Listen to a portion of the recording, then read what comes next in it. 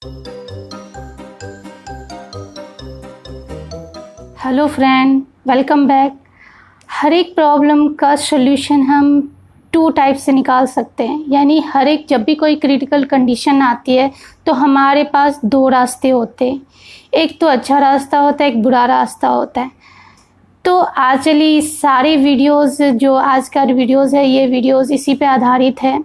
अभी तक में आपने अभी मेरी चैनल को सब्सक्राइब नहीं किया तो subscribe my channel, like share तो करेंगे ही करेंगे। तो अभी पूरे लास्ट तक के वीडियो में बने रहें ताकि आपको मैं वो समझा सकूं कि प्रॉब्लम को 2 तरह से सॉल्यूशन होता है, तो वो कैसे होता है और किस रास्ते को हमें अपना के चलना चाहिए। तो चलिए शुरू करते हैं।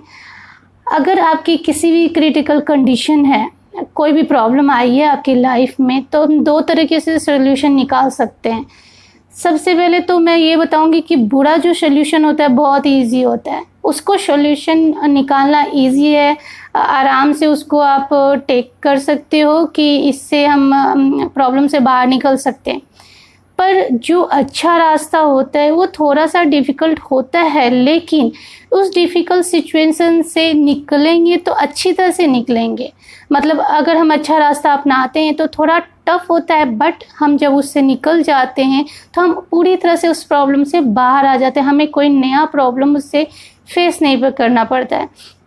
तो चलिए स्टेप बाय स्टेप बताती हूँ। अगर मैं पेरेंट्स की बात करती हूँ, फर्स्ट पेरेंट्स की बात कर रही हूँ कि अगर बच्चे छोटे होते हैं तो वो अगर आपको कामों में या फिर किसी भी आप घर के वर्क कर रहे हैं या कहीं बाहर जा गए हैं, पार्टी अटेंड कर रहे हैं, तो आपका बच्चा अगर आपको परेशान कर रहा है तो आपका सॉल्यूशन ईजी, आप इसका एक ही सॉल्यूशन होता है, लेकिन आप सबसे बड़ा ईजी सॉल्यूशन क्या निकालते हैं? उसका निकालते हैं कि आप जल्दी से उसको अपना फ़ोन पकड़ा देते हैं, वीडियो ऑन कर देते हैं या गेम ऑन कर देते हैं, बच्चा वो खेलने लगता है। लेकिन इसका अगर ये बैड रास्ता है, मतलब बैड रूट है, जो आपको इजी तो सॉल्यूशन निकाल देता है, लेकिन फिर वो बच्चा धीरे धीरे मोबाइल की आदतें पकड़ लेता है। लेकिन अगर इसको अच्छे रास्ते की बात करूँ तो आप अपने साथ इन्वॉल्व कर सकते हैं अपने कामों में।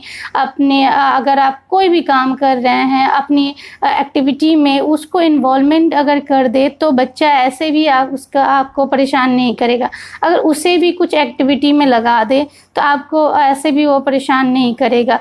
तो प्लीज़ पेरेंट्स, मोबाइल देने के बजाय उसको डिफरेंट अपने कामों में, घर के कामों में, छोटे छोटे कामों में या फिर आपके किसी भी सिचुएशन में आप उसको नए नए तरीके से काम आप देकर उसको आप बिज़ी रख सकते हो।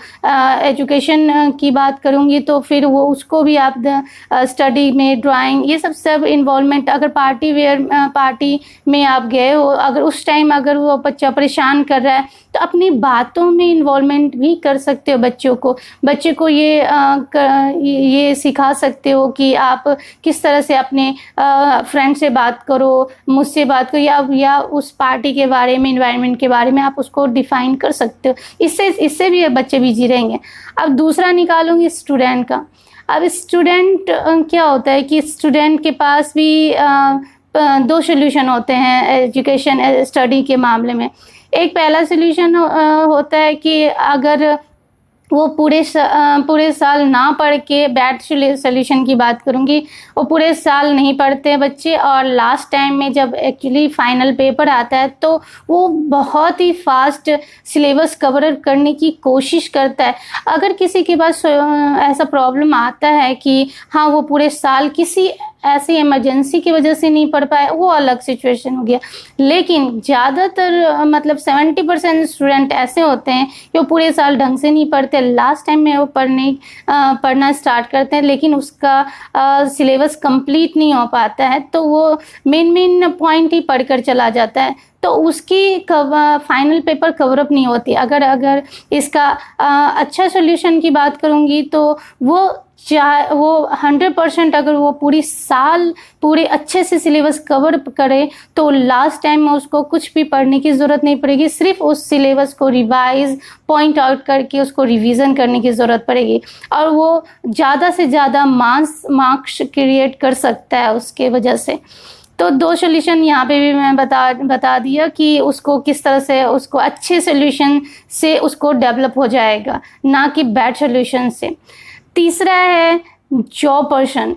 अब जॉब पर्सन ज़्यादातर क्या होते हैं कि जितने भी ऑफिशियल वर्क वाले स्टाफ मेंबर होते हैं या फिर ऑफिशियल में वर्क करने वाले होते हैं, कई लोग अचीव कर जाते हैं लेकिन कई लोग अचीव नहीं कर पाते हैं।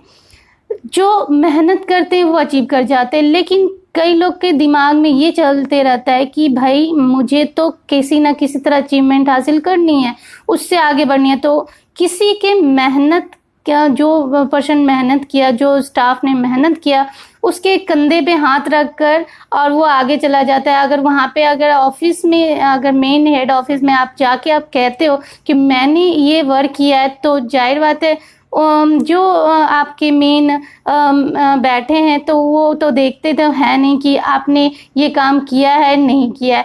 उनको तो यही लगेगा कि आपने ही ये वर्क किया है, तो बहुत इजी है, वो भी इंस्पायर हो जाएंगे कि आपने किया है। तो फिर वो इंस्पायर होके आपको शाबाशी देंगे और इससे आपकी पोस्ट बढ़ा दिया जाता है।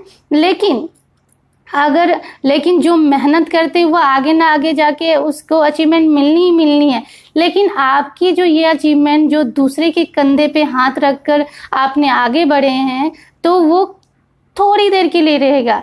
इसीलिए उससे अचीवमेंट करने से अच्छा है आप अपनी मेहनत करें और अचीव करके आगे बढ़े।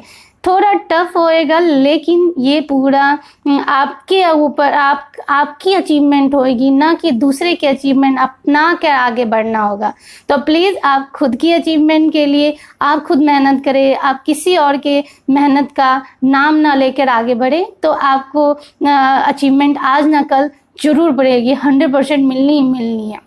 अब वुमेन पर्सन की डिप्रेशन की बात करेंगे। वुमेन पर्सन क्या होता है कि जब वो घर में होती हैं और उसके पास एक हाउसवाइफ की बात कर लेती हूँ या वर्किंग वुमेन की बात करती हूँ, सबकी बात करूँगी, ऑल ओवर वुमेन की बात करूँगी कि वो क्या होता है कि डिप्रेशन से बचने के लिए एक सबसे अच्छा, सबसे बेस्ट सोल्यूशन उनके पास तो मौजूद होता है कि बैठी हैं, रो रही हैं, क्रिटिकल कंडीशन को देख रही हैं, सोच रही हैं, इसमें वो टाइम बर्बाद कर दें। सबसे वो आसान होता है, बैठ जाए और उसको रोते रहें, वो टाइम बर्बाद चला जाएगा। लेकिन अगर मान लिया कि इसी को अच्छे सोल्यूशन में निकाले तो थोड़ा टफ होएगा, लेकिन वो सोल्यूशन अच्छा होगा। वो डिप्रेशन से बाहर निकलने में बहुत मदद करता है। वो क्या कर सकती हैं, वो अपने आप को झांक सकती है, वो अपने आप को मोटिवेट कर सकती हैं। अगर उसके अंदर कुछ आपके हॉबीज़ हैं तो उसको डेवलप कर सकते हैं, घर में बैठे डेवलप कर सकते हैं। कोई ज़रूरी नहीं कि बाहर जाना ही ज़रूरी है, वर्क करना बाहर जाके ही वर्क करना ज़रूरी नहीं है। घर में आपको ड्राइंग पसंद है, ड्राइंग कीजिए, सिलाई करनी पसंद है, सिलाई कीजिए, एवरीथिंग आप वो डेवलप कर सकते हैं। किसी को पॉट को कलर करना आता है वो कर सकते हैं। आपको मेहंदी की आपको शौक़ है तो मेहंदी, मतलब आपकी हर सिचुएशन से आप अपने आप को अचीव कर सकते हैं, डिप्रेशन से दूर रख सकते हैं। तो आई होप मैंने जितने बैड सॉल्यूशन के बजाय अच्छे सॉल्यूशन के बारे में बताया, आप लोग सारे पर्सन जो हैं इस सिचुएशन से गुजरते हैं, जो ज़्यादातर ट्राई करते हैं बैड सॉल्यूशन को इजीली अडॉप्ट करके आगे बढ़ते हैं, तो आई गिव अ सजेस्ट कि वो अच्छे सॉल्यूशन को ही अडॉप्ट करे और आगे बढ़े। क्योंकि जो अच्छा सॉल्यूशन मतलब बैड रास्ता के वजह से जो आपके गुड रूट होता है वो टफ जरूर होता है, पर आपके सक्सेस उसके पर साथ 100% होता है। तो मैं पूरा ये कहूँगी कि आप 100% वो अच्छे सॉल्यूशन के तरफ ही जाएं, ताकि आप अपने आप के अचीवमेंट को बरकरार रख सकें।